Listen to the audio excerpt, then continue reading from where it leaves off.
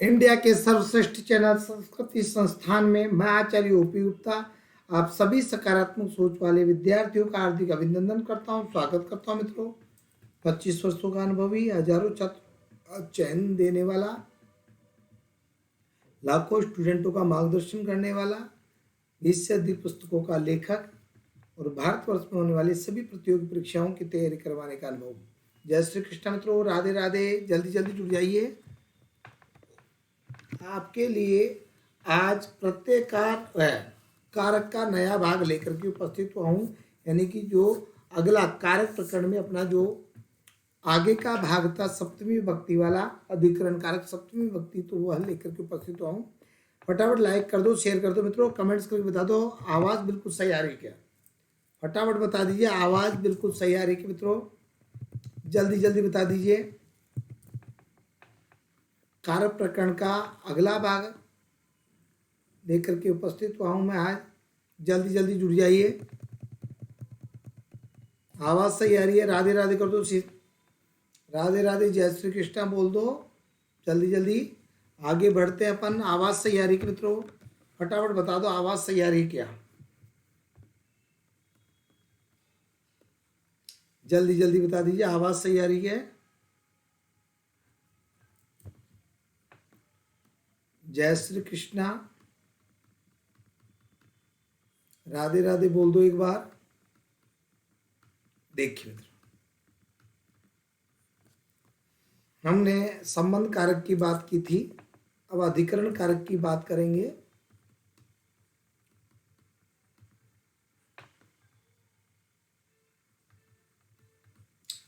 जय श्री कृष्णा, राधे राधे बोल दीजिए, लाइक कर दो, शेयर कर दो फटाफट।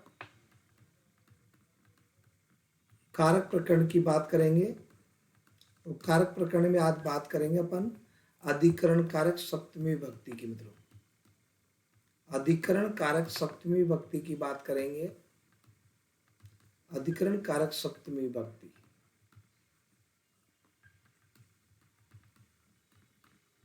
देखिए अधिकरण कारक सप्तमी विभक्ति में सबसे पहले सूत्र की बात करते हैं अपन, तो सबसे पहला जो सूत्र आता मित्रों अपना वह आता है क्या, आधारो अधिकरण। मित्रों, सबसे पहला जो सूत्र है हमारा वह है आधारो अधिकरणम। आधारो अधिकरणम सूत्र है, आधारो अधिकरण। लाइक कर दो, शेयर कर दो मित्रों। आधारो अधिकरण सूत्र क्या कहता है मित्रों, सबसे पहली बात है कि आधारो अधिकरण सूत्र क्या कहता है। तो सबको पता है, सूत्र में भी है कि आधारो, आधार की अधिकरणम, अधिकरण संज्ञा होती है, आधार को अधिकरण कहते हैं। अब आता है कि मित्रों आधार क्या होता है। आधार का मतलब होता है जहां पे कार्य संपन्न होता है, जहां पर क्रिया संपन्न होती है, उसको बोलते हैं आधार। हम सब धरती पर रहते हैं, हम सब भूमि पर रहते हैं, वानर शाखा पर बैठा है, मैं चटाई पर बैठा हूं, माता पतीली में पकाती है,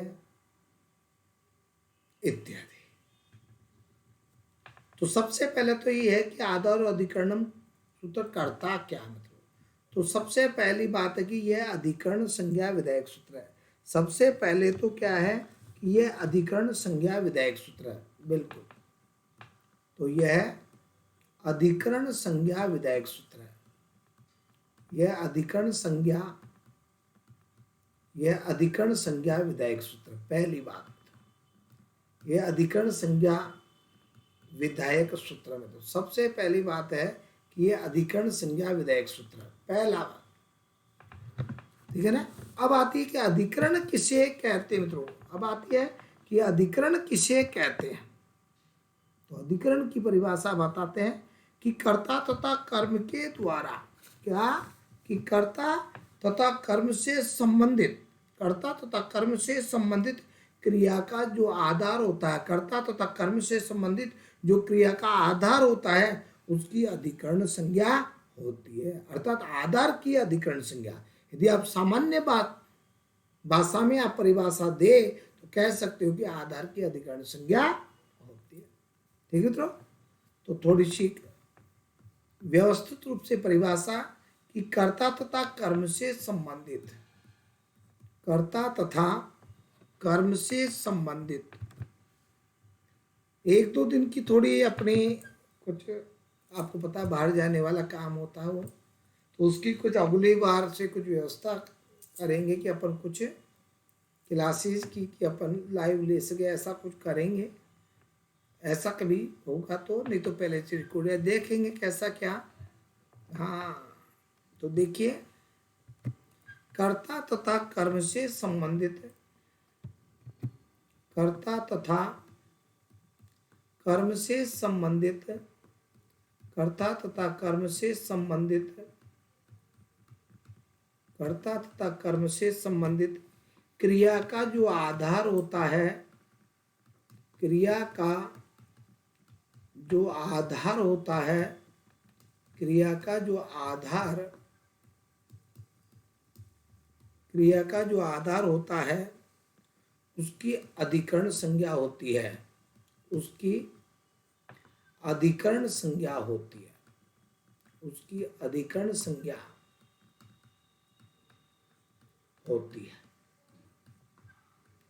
उसकी अधिकरण संज्ञा होती है। क्लियर। और सामान्य भाषा में यदि हम बात करें तो कह सकते हैं कि क्रिया के आधार की अधिकरण संज्ञा होती है। क्या? सिंपल भाषा में यदि बात करें तो आप कह सकते हो कि क्रिया के आधार की, क्रिया के आधार की, क्रिया के आधार की अधिकरण संज्ञा होती है। क्रिया के आधार की क्या होती है? अधिकरण संज्ञा होती है। सिंपल सामान्य परिभाषा ऐसे भी आप बता सकते हो मित्रों।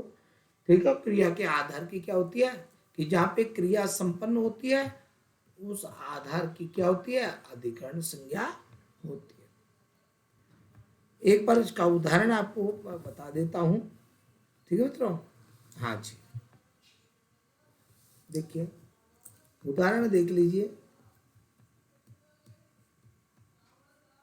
जैसे अहम धरायाम, अहम धरायाम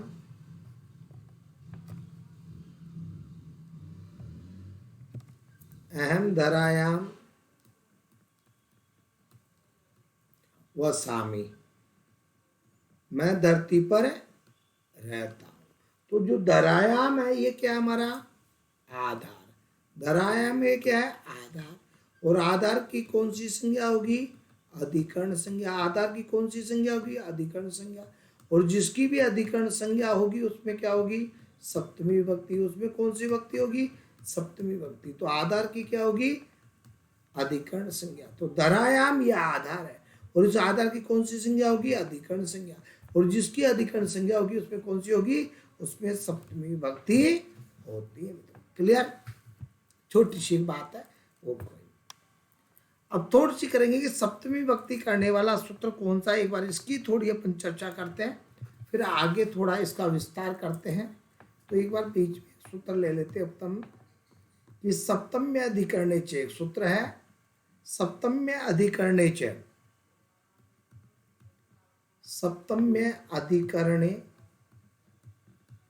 सप्तम्य अधिकरणे च, सप्तम्य अधिकरणे च एक सूत्र मित्रों। ये क्या कहता है? अधिकरणे सप्तमी। भाई अधिकरणे सप्तमी, यहाँ पे कौन सी संधि है? फटाफट बता दो भाई। सप्तम्य अधिकरणे में कौन सी संधि है?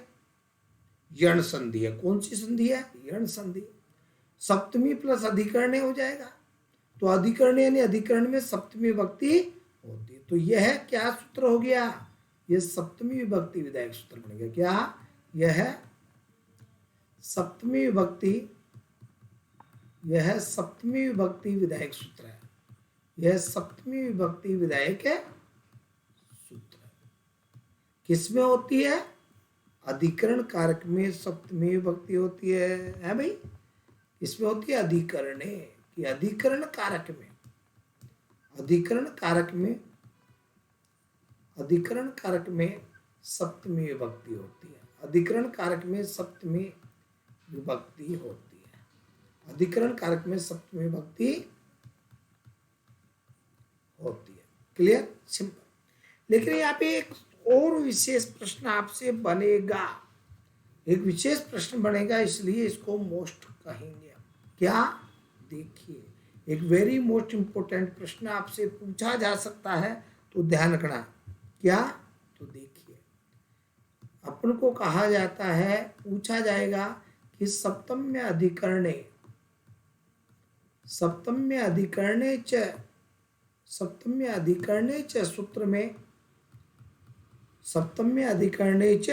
सूत्र में च से तात्पर्य क्या पूछा जाएगा?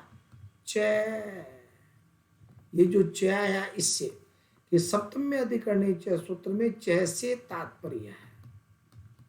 क्या पूछा जाएगा? च से तात्पर्य है मित्रों। तो च से तात्पर्य क्या है मित्रों? तो देखिए, दूर तथा समीप। क्या है? दूर तथा समीप। दूर तथा समीप, बिल्कुल, दूर तथा समीप वाची जो शब्द होते हैं उसमें सप्तमी विभक्ति होती है मित्रों। दूरे अंतिके, दूरे जो दूर और समीप वाची जो शब्द है अंतिके, समीप के लिए क्या शब्द लिया जाता है? अंतिके। तो दूरे और अंतिके जो शब्द आएंगे इसमें क्या आएगी? सप्तमी। तो इतना सा बताना कि सप्तम्य अधिकरण सूत्र में च से तात्पर्य, तो अपन बोलेंगे दूर समीपे अर्थ, दूरे अंतिके, कि दूर और समीपाची जो शब्द होंगे उसमें सप्तमी विभक्ति होती है। दूर तथा समीपाची जो शब्द होते हैं उसमें क्या होगी? सप्तमी विभक्ति। अर्थात दूर तथा समीप, ठीक है, दूर तथा समीप, समीपवाची शब्दों में सप्तमी विभक्ति होती है। भाई जल्दी जल्दी बता दीजिए, भाई समझ में आ गया? सप्तमी विभक्ति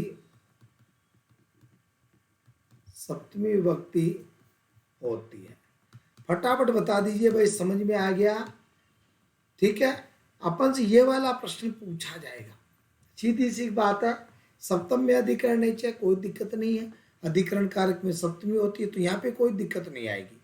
अधिकरण में सप्तमी होती है, ये भी कोई नहीं है। यहाँ पे ये ध्यान रखना कि सप्तम्य अधिकरण नहीं चाहिए सूत्र में च से तात्पर्य है, तो आपको बताना दूर तथा समीप।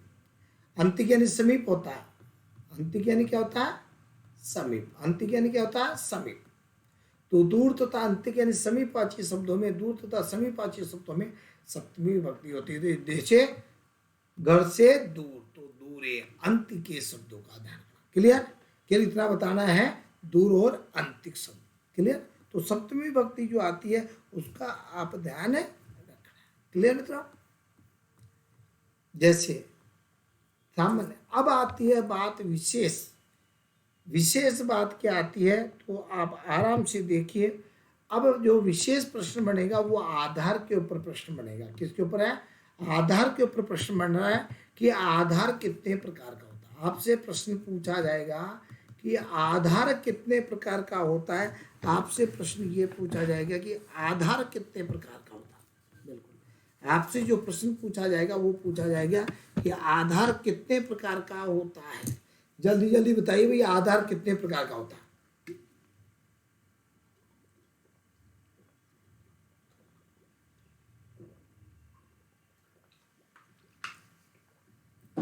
जल्दी जल्दी आंसर बताइए।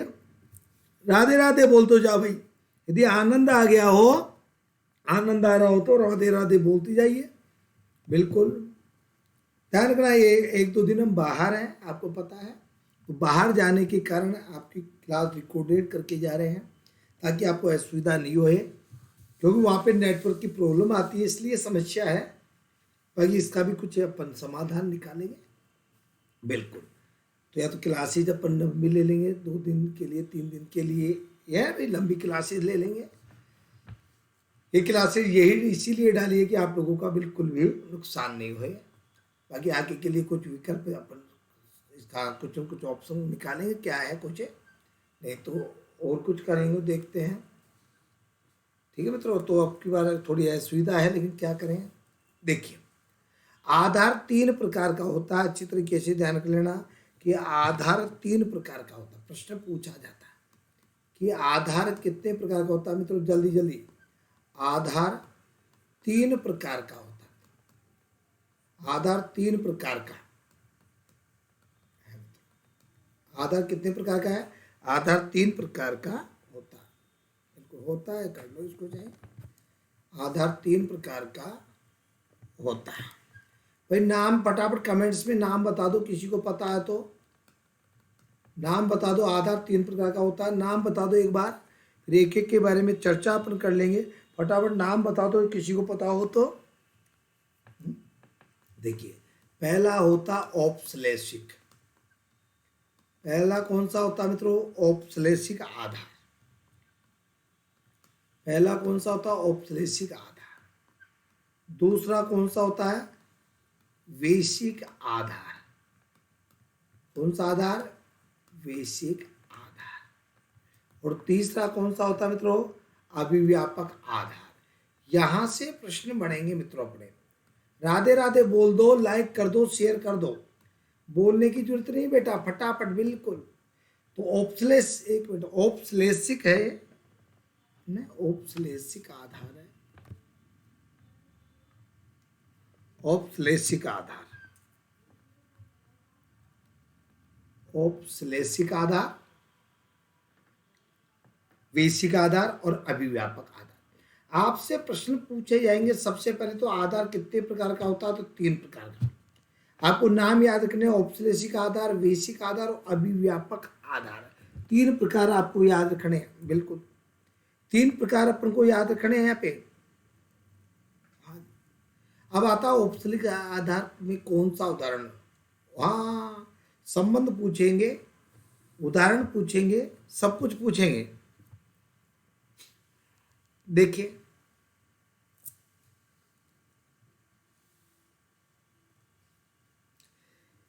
तो पहला एक एक आधार की बात करेंगे। पहले औपश्लेषिक आधार लेते हैं। पहले औपश्लेषिक आधार लेते हैं मित्रों अपन। औपश्लेषिक आधार, औपश्लेषिक आधार की बात करते हैं। सबसे पहले कौन से आधार की बात करते हैं? औपश्लेषिक आधार की बात करते हैं कि औपश्लेषिक आधार कौन सा होता है मित्रों। तो देखिए,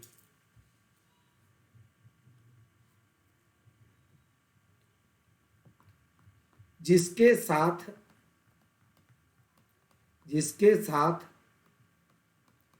आधार का भौतिक संबंध हो। भौतिक संबंध हो क्या? यहां पे याद रखना है आपको। आपसे पूछ सकते हैं कि औपश्लेषिक आधार में कौन सा संबंध होता है। मित्रों क्या पूछ सकते हैं? आपसे प्रश्न पूछेंगे कि औपश्लेषिक आधार में कौन सा संबंध होता है। वहां पे आप क्या आंसर दोगे? ठीक है ना, बिल्कुल। तो ध्यान रखना, भौतिक संबंध। औपश्लेषिक आधार में कौन सा संबंध होता है? भौतिक संबंध होता है। क्लियर? तो जिसके साथ आधार का भौतिक संबंध होता है, जिसके साथ आधार का भौतिक संबंध हो। उदाहरण देखिए किस प्रकार से भौतिक संबंध हो है भाई। भौतिक संबंध कैसे हो? तो देखिए, सामान्य उदाहरण पूछेंगे आपसे। उदाहरण पूछेंगे मित्रों, बिल्कुल उदाहरण देकर के पूछेंगे इसमें कौन सा आधार है। ठीक है ना। तो सामान्य जो बातें आती है वो सब औपश्लेषिक में आती है। भौतिक वाली कैसे? जैसे हमने दिया उदाहरण, अहम धरायाम वसामी, मैं धरती पर रहता हूं। तो ये जो आधार है, ये आधार कौन सा है? औपश्लेषिक। और आधार में कौन सी होती है? सप्तमी विभक्ति। तो ये औपश्लेषिक आधार का उदाहरण है। ये औपश्लेषिक आधार का उदाहरण है। माता स्थाल्याम पचती है। माता स्थाल्याम पचती। माता पतीली में पकाती है, भगोनी में पकाती है। माता किस में पकाती है? पतीली में पकाती है, भगोनी में पकाती है? माता भगोनी में पकाती है, पतीली में पकाती है। थाली मत रखना, थाली में थोड़े पकाया जाता है भाई। थाल्याम आ गया तो था निकला तो थाली कर लेते, इसका अर्थ है। तो देखना थाला माता, थाला नहीं, थाली में नहीं। हाँ स्थाल्या, तो थाल्याम नहीं है। हाँ थाली का स्थाल्याम का होता भगोनी, पतीली, बिल्कुल। तो माता भगोनी में पकाती है? बिल्कुल, समझ बात को। हाँ, हरी कटे आस्ते, हरी कटे आस्ते,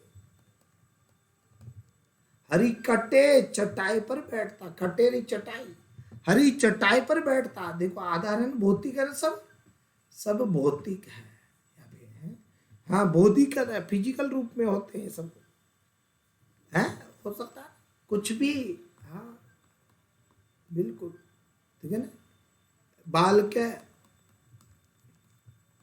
बाल के भूमाऊ शेते, बालक भूमि पर सोता है। भाई समझ में आ रही है कि फटाफट कमेंट्स करके बता दो मेरे को कि जिसके साथ आधार का भौतिक संबंध हो। बस इतना सा क्या करना कि औपनिवेशिक के आधार में भौतिक संबंध होता है। एम धरायाम असामी में धरती पर रहता हूं, तो धरती भौतिक रूप में। माता स्थल्याम पचती, माता पतीली में पकाती है, माता भगोनी में पकाती। हरी कटे आस्ते, हरी चटाई पर बैठता है, बाल के भूमौ से थे, बालक भूमि पर है सोता है। भाई सबको आ गया तो फटाफट हाँ कर दो, राधे राधे बोल दो एक बार। राधे राधे बनता है, लाइक शेयर कर दो, बिल्कुल फटाफट लाइक शेयर कर दो मित्रों, बिल्कुल फटाफट लाइक शेयर कर दो भाई। लाइक शेयर बनता है, बिल्कुल लाइक शेयर बनता है, फटाफट कर दो। क्लियर है? बस चित्रार्थ ध्यान रखना कि आधार 3 प्रकार का होता है। औपनिवेशिक आधार में भौतिक संबंध होता है और उदाहरण आपको ध्यान होने चाहिए। क्लियर मित्रों? अगला एक एक के बारे में देखो। वेशिक आधार, दूसरा है वेशिक आधार। हाँ क्योंकि जब तक समझ में दिमाग में नहीं बैठेंगे थोड़ा बहुत, हाँ तीनों को देखो, फिर तीनों में से अंतर करना सीख लो। भाई ऐसे ही याद नहीं हो तो तीनों को अलग अलग बता रहा हूं मैं उदाहरण सहित, तो तीनों को याद करना सीख, किसमें क्या है अपने आप पता चल जाएगा। ठीक है ना? हाँ ऐसे दिमाग में नहीं बैठे, तीनों को अपने आप पता चल जाएगा कि किस प्रकार से। जिसके साथ आधार का, जिसके साथ आधार का, जिसके साथ आधार का एक एक शब्द को पकड़ो, एक एक शब्दों को पकड़ो, एक एक नियम को समझो। हाँ जिसके साथ, जिसके साथ आधार का, जिसके साथ आधार का बौद्धिक संबंध हो, बुद्धि से। कौन सा संबंध? बौद्धिक संबंध को याद रखना है, बिल्कुल आपको पूछ सकता कौन सा संबंध है। जिसके साथ आधार का बौद्धिक संबंध हो मित्रों, उसको बोलते हैं वेशिक आधार। जिसके साथ आधार का बौद्धिक संबंध हो, बौद्धिक का मतलब बुद्धि से संबंधित हो, है दिमाग से संबंध हो, बुद्धि से संबंध हो, मन से संबंध हो, कुछ ही बोल सकते हैं उसको। हाँ जैसे उदाहरण देखिए भाई, सबको समझ में आ रहा है, एक बार राधे राधे बोल दो, और हाँ भी, हाँ तो बोल रहे हो राधे राधे बोल दो, और आनंद आ रहा हो तो भी राधे राधे बोल दीजिए। देखो भाई जैसे मोक्षे इच्छास्ति, मोक्षे इच्छास्ति, मोक्ष के विषय में इच्छा है क्या? मोक्षे इच्छास्ति, मोक्षे इच्छास्ति, मोक्षे इच्छास्ति, मोक्ष के विषय में इच्छा है क्या भाई? मोक्ष के विषय में मन की बात है भाई, बुद्धि से हो रहा है इसका संबंध है क्या भाई? है भाई? है क्या? फटाफट बता दो भाई, कुछ उनको संबंध दोनों में देख लेना आपका। है भाई? विज्ञाने, विज्ञाने रुचि, विज्ञाने रुचि अस्ति, विज्ञान में रुचि है। बुद्धि से संबंध हो रहा है, अरे मन की बात हो रही, दिमाग से हो रहा है, मन से हो रहा है। बौद्धिक का मतलब ऐसे सोच लो भाई, दिमाग की बात हो रही है, मन की बात हो रही है, ठीक है ना। हाँ, तो मोक्ष इच्छा, मोक्ष के विषय में इच्छा है, विज्ञान में रुचि है भाई, समझ रहे बात को। हर चीज में देखो, स्वर्गे इच्छा अस्ति, स्वर्ग के विषय में इच्छा है, स्वर्ग की इच्छा अस्ति, स्वर्ग के विषय में क्या है, इच्छा है। तो आ गया होगा, फटाफट बता दीजिए भाई, सबकी क्लियर। तो किसी में मन की बात हो, बुद्धि से संबंधित हो, मन की बात हो, दिल से जुड़ा हुआ है ना उससे, तो मोक्ष के विषय में इच्छा है, विज्ञान के विषय में इच्छा है, स्वर्ग के विषय में इच्छा। तो ये बौद्धिक, इसको बोलते हैं बौद्धिक। तीनों के उदाहरण देखेंगे। अब देख लीजिए, औपश्लेषिक के और वेसिक के उदाहरण को जोड़िए, अपने आप हो जाएगा अपना दिमाग। यहाँ पे पूरा क्या है, फिजिकल रूप में ना भौतिक संबंध है, धरती है, था पतीली है, चटाई है, भूमि है, सबका है ना, बिल्कुल। यहाँ पे विषय के बारे में थोड़ा थोड़ा अपने आप दिमाग में, ठीक है ना भाई। हाँ, ज्यादा गहराई में मत सोचना, गलत हो जाएगा।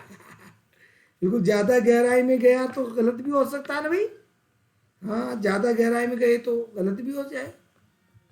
तीसरा, जब इतना भाई यहाँ से क्वेश्चन पूछा जाता है, यहाँ से प्रश्न पूछा जाएगा, इसलिए मैं इनको इतनी गहराई से बता रहा हूँ। मैं इनको इतनी गहराई से इसलिए बता रहा हूँ कि यहाँ से अपना प्रश्न बनता है। हाँ, स्तरीय एग्जाम होती है, इसलिए यहाँ से अपना प्रश्न बनता है, इसलिए मैं बिल्कुल गहराई से बता रहा हूँ उनको, बिल्कुल दिमाग में बैठा रहा हूँ, ताकि एक एक चीज आए। जो षष्ठी में लास्ट की सूत्र है वो संभावित है, तो इसलिए इतना है। चलिए, अभिव्यापक, अभिव्यापक आधार कौन सा है, अभिव्यापक आधार, ठीक है, बिल्कुल। अभिव्यापक आधार, तो मित्रों ये क्या होता है, तो देखिए, जिसके साथ, मैं परिभाषा भी छोटी छोटी लिखवा रहा हूं, सामान्य है, ताकि आपके पास भी संबंध का पूछेंगे। जिसके साथ आधार का व्याप्य व्यापक संबंध हो, क्या हो, व्याप्य व्यापक, व्याप्य व्यापक संबंध हो, जिसके साथ व्यापक है, कौन सा, व्याप्य व्यापक संबंध हो। नहीं दिखाई दे रहा होगा, मैं इधर दे लिख दूं। हाँ, काम की बात दिखनी चाहिए, काम की बात दिखनी चाहिए। जिसके साथ आधार का व्याप्य व्यापक संबंध हो, व्याप्य व्यापक,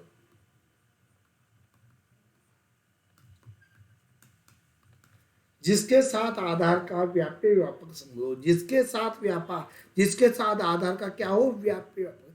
तो अब यहाँ पे आप देख लीजिए कि तीनों का आपके सामने हो रहा है। औपश्लेषिक आधार में भौतिक संबंध, वेसिक में बौद्धिक संबंध, और यहाँ पे व्याप्य व्यापक संबंध। तो संबंध पूछेंगे तो आपके पास में आंसर आ गया। उदाहरण देख लो, औपश्लेषिक के अलग उदाहरण है, वेसिक के अलग उदाहरण है, और अभिव्यापक के अलग उदाहरण होंगे। आप है भाई, देखिए, तिलेसु तेलम,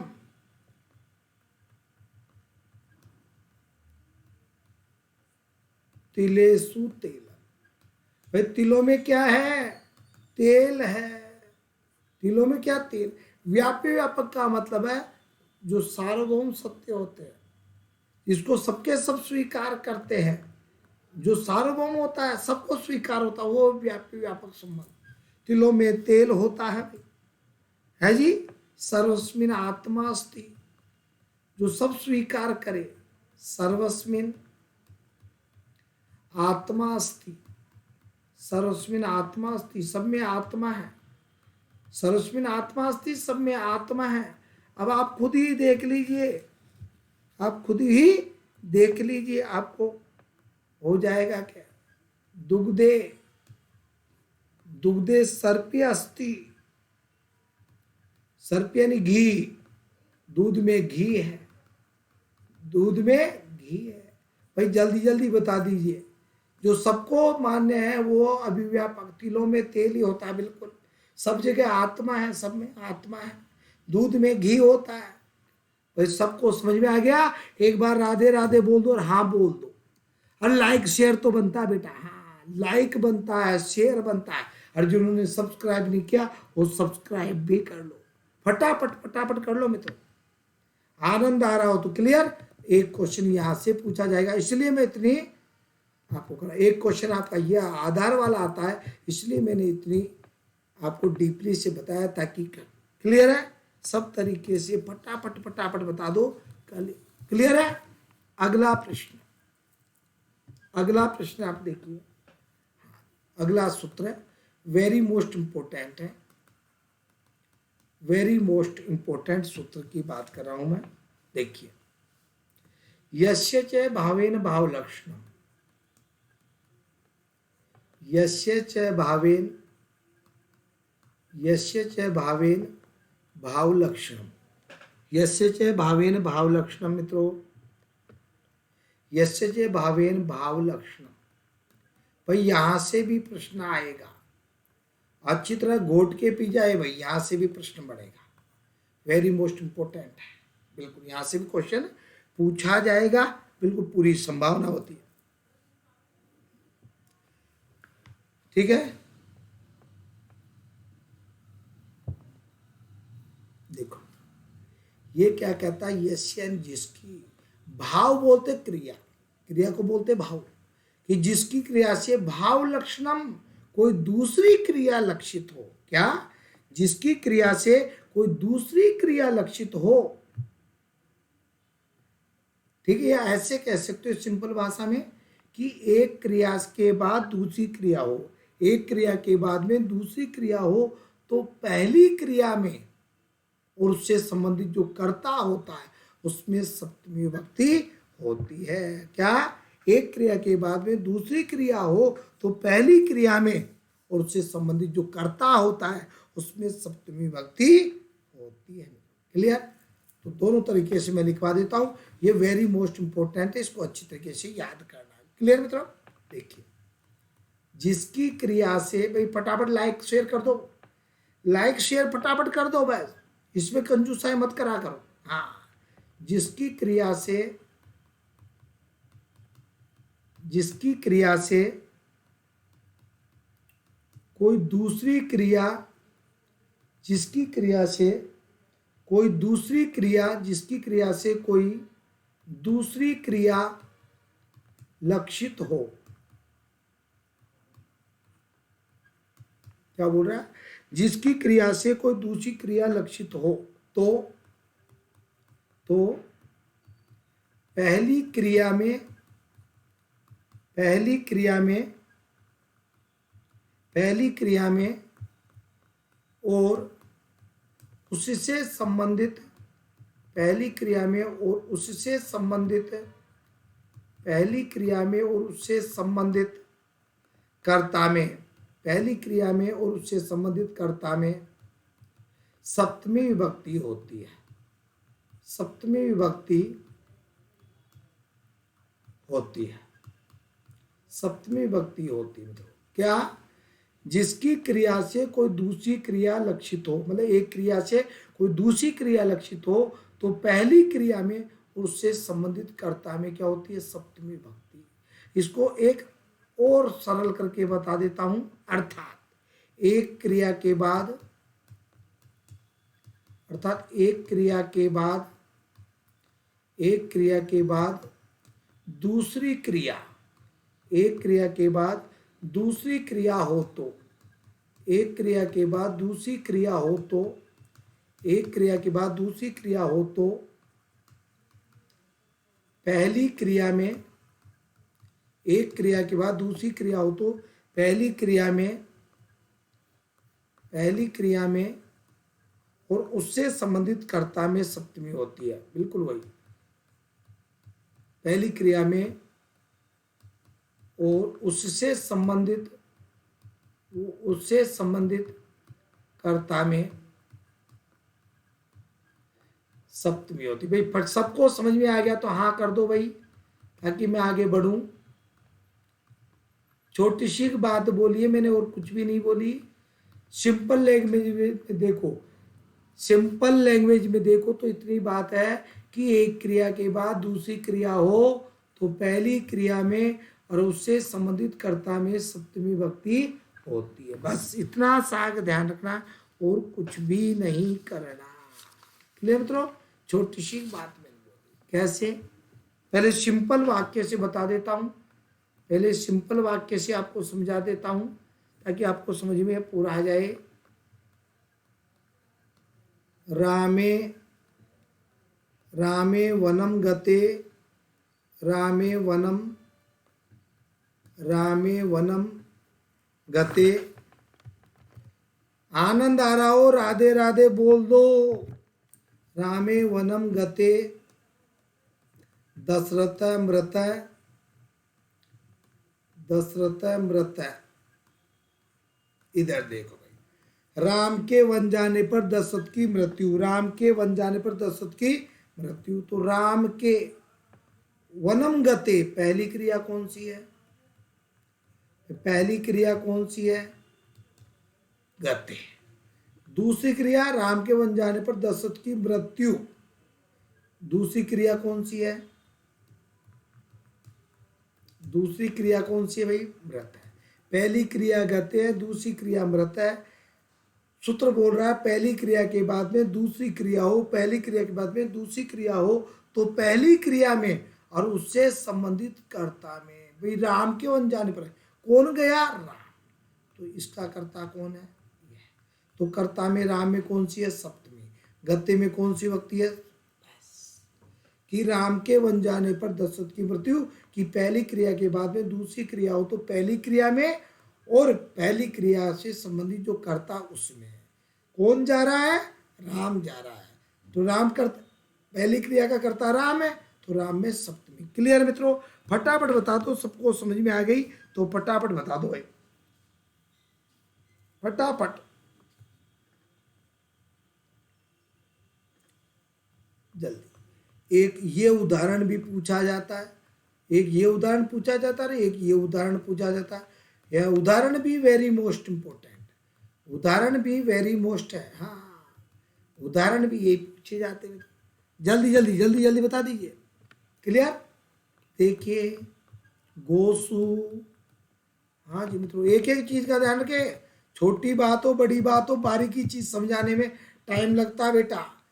और देखो मित्रों, एक ही चीज है, बिल्कुल 1 घंटे में, आधे घंटे में है अपन ने 1 सूत्र पढ़ा, 2 सूत्र पढ़ा, 2 बातें पढ़ी, 5 बातें पढ़ी, यदि वो पेपर में आ जाती है तो अपने 8 दिन की क्लास भी एक हो जाए। 10 घंटे क्लास ली और वहां से अभी एक क्वेश्चन आया, 1 घंटे की क्लास ली वहां से भी अपना एक क्वेश्चन आ गया, समझिए? तो जहां पर आए उसको अच्छी तरह तो देखिए, गोसु दुह्य मानासु, गोसु दुह्य मानासु, गोसु दुह्य मानासु। गोसु गायों को दुहे जाने पर स गत, वह चला गया। गायों को दुहे जाने पर वह चला गया। पहली क्रिया कौन सी? दुहे माना, सप्तमी हो गई। किसको दो रहा है? गायों को। कर्ता कौन है? गाया। इसका कर्ता कौन है? दूसरी क्रिया कौन सी हमारी? गत है। तो एक क्रिया पहली है दुहना, दूसरी है जाना, कि गायों को दुहे जाने पर, पहली क्रिया दुहना, दूसरी क्रिया कर्ता, तो गायों को दुहे जाने पर वह चला गया। क्लियर? तो ये वाला उदाहरण भी पूछा जाता है, ये भी पूछा जाता है। भाई सब कुछ समझ में आ गया? फटाफट कर दो मित्रों, हाँ कर दो, राधे राधे बोल दो, फटाफट समझ में आ गया हो, कंप्लीट। क्लियर है? सब तरीके से समझ में आ जाना चाहिए। ठीक है, चलिए अब आपको महत्वपूर्ण खुशखबरी की बात है, क्योंकि आज की तारीख में तो यही बहुत बड़ी खुशखबरी होती है, यही बहुत बड़ी खुशखबरी है।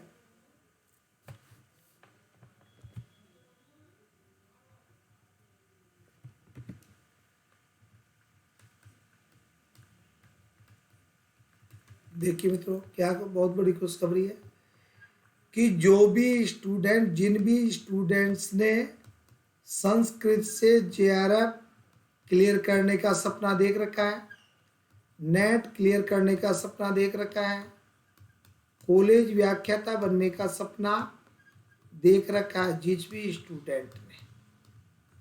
ये सपना जब ही पूरा हो सकता है जब आपका क्या हो, जब आपका क्या हो, अरे जो आपका सिलेबस है, जो आपका सिलेबस है, इस सिलेबस की क्या हो, पूरी क्या हो, तैयारी, सिलेबस की तैयारी हो। संस्कृत का जो आपका सिलेबस है उस सिलेबस की पूरी तैयारी होनी चाहिए, क्योंकि जब सिलेबस ही पूरा नहीं होगा तो लक्ष्य कहाँ पे पूरा होगा, संकल्प कहाँ पे पूरा होगा। तो इसके लिए हमने पेड कोर्स चला रखा है, इसके लिए हमने पेड कोर्स चला रखा है, बिल्कुल इसके लिए आपका पेड कोर्स चल रहा है, नियमित रूप से क्लास चल रही है, 8 बजे क्लास होती है। बिल्कुल किसी प्रकार की कोई अपने को असुविधा होती है तो अपन थोड़ा 1-2 दिन के लिए आगे पीछे भी कर सकते हैं भाई, ठीक है ना, कोई टाइमिंग कहीं प्रॉब्लम आ जाए तो कोई नेटवर्क आ जाएगी, बाकी अपना रेगुलर यही टाइम चल रहा है, अभी तक तो यही टाइम चल रहा है, बिल्कुल क्लियर। और पेड कोर्स चल रहा है, इस पेड कोर्स के माध्यम से अपन इसको पूरी तैयारी कर रहे हैं और पूरे भारतवर्ष में पूरे भारतवर्ष में सबसे सरल तरीके से तैयारी कराता हूं, सबसे सरल तरीके से तैयारी। बिल्कुल जो भी नया स्टूडेंट है जो पेड कोर्स ले रखे हैं उनसे बात कीजिए, कंप्लीट संपूर्ण रूप से आप संतुष्ट हो तो पेड कोर्स ले लें। इसके लिए मैंने बहुत कम फीस रखी है, बहुत कम फीस रखी है, बिल्कुल, क्योंकि पेड कोर्स ऑफलाइन क्लास के अनुसार हम देखते तो इसकी फीस कुछ भी नहीं है, क्योंकि ऑफलाइन क्लास में पढ़ता तो एक स्टूडेंट को लगभग करीब 80-90 हज़ार रुपये का कोर्स बैठता है, हाँ 70-80-90 हज़ार रुपये का कोर्स बेचता है, बहुत कम फीस है। इसकी पूरी जानकारी के लिए आप मेरे ये व्हाट्सअप नंबर है, इस व्हाट्सअप नंबर पे आप मेरे से बात कर सकते हो, लेकिन आप मैसेज डाल देवे क्योंकि मैं क्लास में रहता हूँ या व्यस्त रहता हूँ, ठीक है ना, किसी प्रकार से तो आपसे बात नहीं हो पाएगी, हो सकता है तो आप अपना नाम लिख करके, नाम और काम दोनों लिख करके मेरे को मैसेज कर देवे, व्हाट्सअप मैसेज करें, बस जैसे ही मैं फ्री होऊंगा आपसे पूरी बात कर लूँगा। मतलब ये मेरा व्हाट्सअप है, इस पे क्लियर। मतलब क्लासेस का टाइमिंग आपको पता है, रेगुलर क्लासेस अपनी चल रही है, रेगुलर क्लासेस अपनी चल रही है, मॉर्निंग में अपनी क्लासेस चल रही है, 8 बजे चलती है, 9 बजे चलती है, 10 बजे चलती है। 8 बजे हिंदी की क्लास हो रही है, 9 बजे अपनी संस्कृत की क्लास हो रही है, 10 बजे अपनी संस्कृत की शिक्षण विधियाँ हो रही है, संस्कृत की शिक्षण विधियाँ हो रही है। इवनिंग की क्लास में भी अपने 4 बजे होती है, 5 बजे होती है, 6 बजे होती है। 4 बजे अपनी संस्कृत की क्लास चल रही है छंद टॉपिक की, 5 बजे आपकी कारक की क्लास चल रही है संस्कृत की है भाई, संस्कृत की कारक की संस्कृत की, और 6 बजे हिंदी की शिक्षण विधियाँ चल रही है। जैसा भी जिस स्टूडेंट को सुविधा वो क्लास लेवे, सभी क्लासेज लाइव होती है, कभी कोई विशेष प्रस्तुति बन जाती है तो रिकॉर्डेड भी डाल देते, बाकी लाइव क्लास होती है, ठीक मित्रों। जिन भी स्टूडेंट्स को बुक्स चाहिए वो स्टूडेंट भी मेरे व्हाट्सअप नंबर पे कॉल कर सकते हैं। जिन भी स्टूडेंट्स को संस्कृत की हिंदी की बुक्स है, एक बार मैं दर्शन करा देता हूँ आपको बुक्स के, जिन भी स्टूडेंट को चाहिए। देखो ये रीट की किताब है, रीट संस्कृत की किताब है, हाँ जी, ये सी टेट के लिए किताब है, रीट हो, सी टेट हो, एम पी टेट हो, यूपी टेट हो, ये फर्स्ट ग्रेड व्याख्याता की क्लास है, गाइड है।